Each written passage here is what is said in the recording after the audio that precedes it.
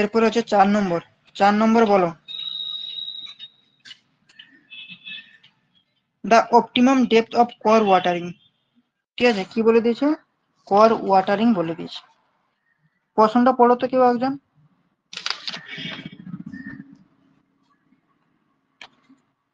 Core watering জিনিসটা কি বলো? কোর ওয়াটারিং এলো, তাহলে কোর ওয়াটারিং জিনিসটা আমাদের বুঝতে হবে। এই কোর ওয়াটারিং, কোর ওয়াটারিং হচ্ছে ফসল বপন করার পর প্রথম জল দেওয়াটাকে বলা হচ্ছে কোর ওয়াটারিং। মানে this is first watering after sewing of crop. আবার যখন ক্রপটা কয়েক সেন্টিমিটার হাইট হয়ে যাবে, আবার maximum water requirement at the time during base period, সেটাকে আমরা কি বলবো? Core watering. ঠিক আছে, তাহলে দেখো ক্রপ ইজ 15.12 সেন্টিমিটার বলে দিয়েছে। আর outlet factor for the crop of 4 week. আচ্ছা 4 উইক মানে কত? 28।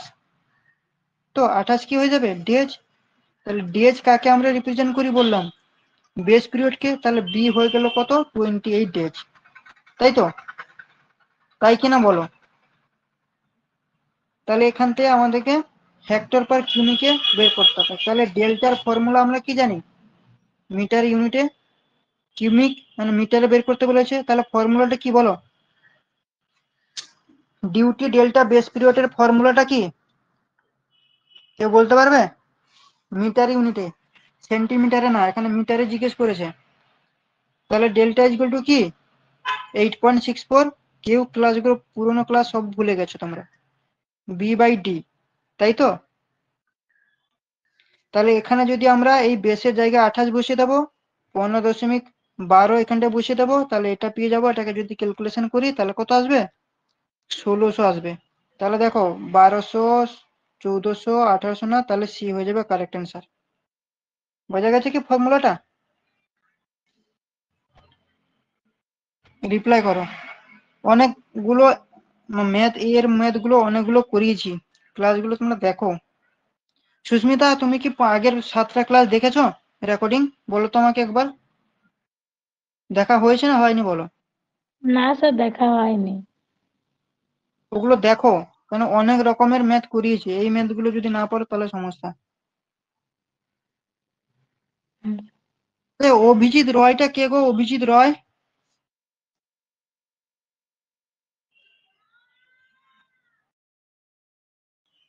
অভিজিৎ রয়টা কে? অভিজিৎ রয়, তুমি শুনতে পাচ্ছ?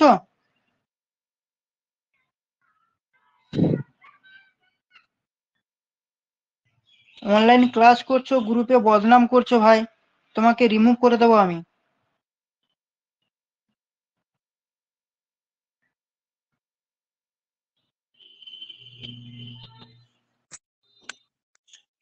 হ্যালো। হ্যাঁ, তুমি অভি নামে তো গ্রুপে এড ছিলে না?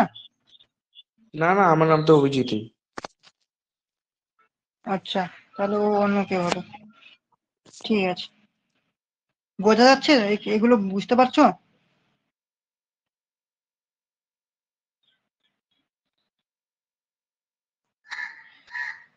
চলো নেক্সট প্রশ্ন, 5 নম্বর প্রশ্ন।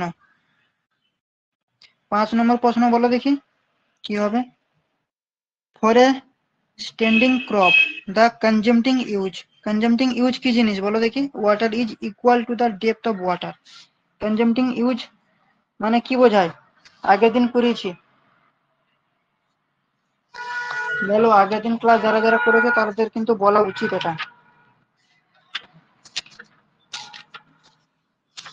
কনজাম্পটিং ইউজ বলতে একটা গাছ কতটা জল নেবে বা নিতে পারছে, তাই তো? সেটাকে আমরা কি বলছিলাম? ইভাপো ট্রান্সপিরেশনও কিন্তু আমরা বলছিলাম, তাই না? হ্যাঁ তাই কিনা বলো? ঠিক হ্যাঁ বলছি তো? হ্যাঁ। ইভাপো ট্রান্সপিরেশন বলতে কি কি বোঝায় বলো আমাকে?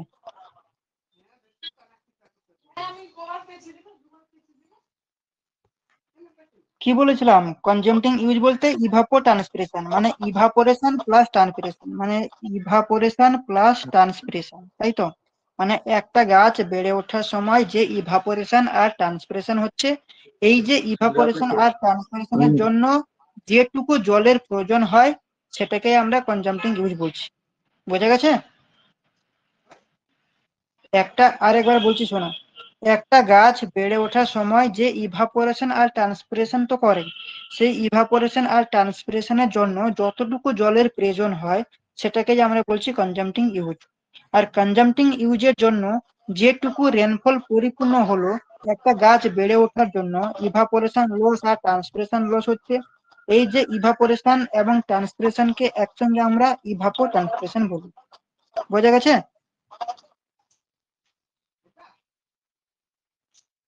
কিনা বলো।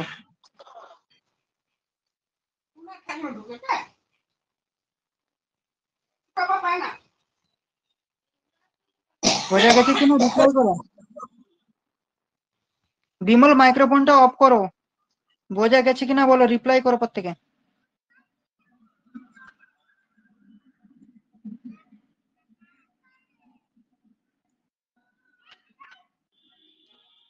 অভিজিৎ বুঝতে পেরেছে, তাহলে বলো কোনটা হবে, অ্যান্সার কোনটা হবে, এ বি সি ডির মধ্যে কোনটা হবে বলো।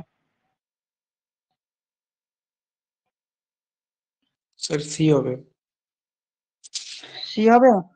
বাকিরা, সুস্মিতা বলো কোনটা হবে। তুমি তো আগের দিন ক্লাসটা ভালো মতো করেছো, বলো কোনটা হবে। কি বলেছে দেখো, equal to depth of water.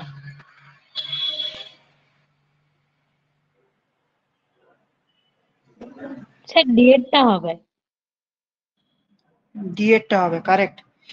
ইভাপো transpiration হয়ে যাচ্ছে কি, যেটাই কনজাম্পটিং ইউজ সেটাই ইভাপো ট্রান্সপিরেশন। তাহলে evapotranspiration by the crop and quantity of water তোমার evaporate from adjacent soil. D হয়ে যাবে কারেক্ট অ্যান্সার, ডি। ওকে, চলো 6 নম্বর বলো। The kharif crop is sowing in. Kharif crop rabi ক্রপের সম্পর্কে একটু আগে জাস্ট বললাম, তাই না? তাহলে বলো খারিফ ক্রপটা কি হবে বলো। ডি সি হবে। ডি হবে। হ্যাঁ খারিফ স্যার, ক্রপের হ্যাঁ স্যার। শোয়িং টাইম কত? বি হবে। সি হবে। দেখো খারিফ এপ্রিল ক্রপ, আচ্ছা, বি খারিফ হবে। ক্রপের শোয়িং এর টাইম কত বললাম? 1 এপ্রিল। এপ্রিল। হারভেস্টিং এর টাইম কত বললাম? 31 সেপ্টেম্বর, তাই তো?